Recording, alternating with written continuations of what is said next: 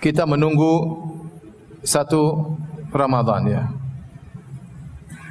Dan untuk mengetahui satu Ramadan, maka ada dua metode yang diikuti oleh masyarakat. Yang pertama metode melihat hilal, ru'yatul hilal. Yang kedua metode hisab. Adapun metode melihat hilal inilah metode 4 mazhab, bahkan sebagian ulama mengatakan ijma' ulama, ya, tidak ada yang menyelisihi bahwasanya menentukan satu Ramadan harus dengan melihat hilal. Adapun hisab itu hanyalah membantu namun tidak menentukan. Dengan hisab kita bisa memperkirakan apakah hilal terlihat atau tidak. Tetapi yang menentukan satu Ramadan adalah terlihatnya hilal, bukan wujudul hilal, bukan adanya hilal. Dalilnya kata Nabi sallallahu alaihi wasallam, ya, sumu li ru'yatihi wa aftiru li ru'yatihi fa in gumma alaikum faqmilu iddata Sya'ban 30 atau faqdurulah. Kata Nabi sallallahu alaihi wasallam, berpuasalah karena melihat hilal dan lebaranlah karena melihat hilal. Kalau kalian terhalangi dari hilal, maka sempurnakanlah bulan Sya'ban 30 hari. Kemudian kata Nabi sallallahu alaihi wasallam dalam hadis yang lain, fa in hala bainakum wa bainahus sahab. Kalau ada penghalang antara kalian dengan hilal, ada awan yang menghalangi, fa akmilu iddata Sya'ban 30, maka sempurnakanlah bulan Sya'ban 30 hari. Jadi hadis-hadis seperti ini, hadis Abu Hurairah, Ibnu Umar, kemudian Ibnu Abbas mengisyaratkan bahwasanya yang menjadi patokan adalah terlihatnya hilal, bukan adanya hilal. Karena bisa jadi hilal itu ada, tapi terhalangi oleh awan. Makanya Nabi mengatakan, wa in hala bainakum wa bainahus sahab. Kalau seandainya kalian terhalangi dari melihat hilal, apa yang dilakukan? Maka lanjutkan bulan Sya'ban 30 hari. Berarti besok belum satu Ramadan. Inilah metode yang ditempuh oleh 4 mazhab dan juga metode ditempuh oleh pemerintah kita, ya, sehingga kita tinggal menunggu kapan pengumuman satu Ramadan. Saya gambarkan secara sederhana. Misalnya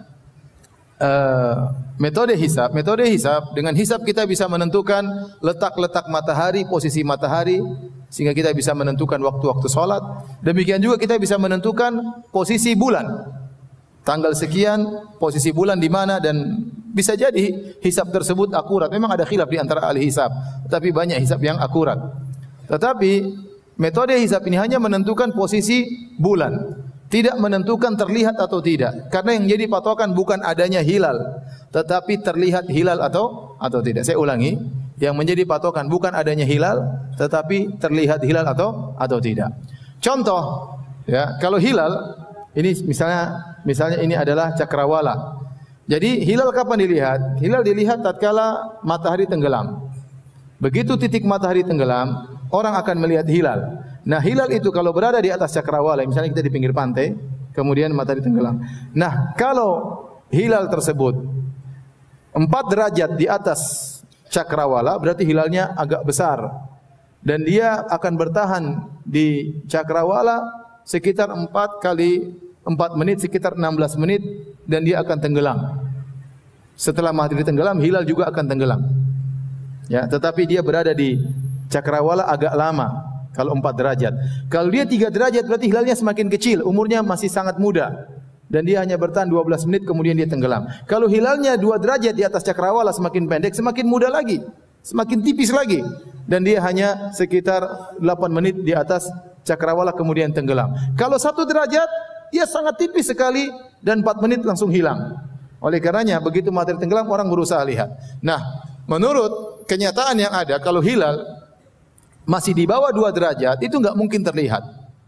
Kenapa tidak mungkin terlihat? Dia sangat tipis sehingga dia masih kalah dengan sisa cahaya matahari yang tenggelam. Paham? Matahari tenggelam masih ada cahayanya kuning. Ini menutup hilal yang sangat tipis yang cuma 2 derajat di atas apa? Cakrawala. Nah, kalau kita hitung dengan metode hisab, ternyata hilal umurnya baru 1 derajat, kemungkinan besar tidak terlihat. Tetapi kita tetap berusaha melihat. Tetap berusaha menjalankan sunnah, berusaha melihat. Ya, karena pernah terjadi kalau tidak salah di Yordania, sampai pemerintah mengumumkan berdasarkan hisab tidak mungkin terlihat. Tahu-tahu terlihat. Entah salah hisabnya, entah hilalnya terlebih terang, enggak tahu. Intinya, secara hisab, kalau hilal dihitung ternyata umurnya baru 2 derajat di cakrawala, maka ini sangat sulit untuk terlihat. Kenapa? Dia sangat tipis dan dia cuma di udara sebentar, Di cakrawala sebentar, di langit sebentar, kemudian dia masih kalah dengan cahaya matahari yang apa? Yang masih kuat. Tapi kalau menurut perhitungan hilal 3 derajat, 4 derajat makin dilihat. Maka dilihat apakah terlihat atau tidak. Jadi saya katakan metode hisab hanya membantu tetapi tidak menentukan, karena yang menjadi patokan adalah terlihatnya hilal, bukan adanya hilal. Bisa jadi menurut hitungan hilal ada tapi enggak mungkin terlihat. Contoh, seorang menghitung hilal cuma 1 derajat di atas cakrawala. Ada enggak hilalnya? Secara hitungan? Secara hitungan ada atau tidak? Ada. Mungkin dilihat, enggak mungkin terlihat. Nah, terus kita puasa atau tidak? Tidak. Berarti yang jadi patokan bukan adanya hilal, tetapi terlihatnya apa? Hilal. Sebagian ormas menjamakkan antara dua metode ini. Mereka menggunakan hisab, tetapi kalau hilal berapa derajat baru kita puasa menurut hisab. Tapi yang benar bahwasanya metode yang benar adalah metode 4 mazhab adalah melihat hilal. Kalau hilal terlihat kita puasa besok, kalau hilal tidak terlihat maka kita tidak puasa. Dan kita punya kaidah al yakin la yazulu bisyak. Kita sekarang masih di bulan Sya'ban dengan penuh keyakinan. Dan kita tidak berpindah kepada bulan Ramadan kecuali ada keyakinan bahwasanya sudah masuk bulan Ramadan. Bagaimana? Dengan 2 keyakinan. Terlihat hilal berarti besok Ramadan, atau menyempurnakan Sya'ban 30 hari berarti besok Ramadan. Karena bulan tidak lebih dari 30 hari bulan Hijriah. Paham sampai di sini?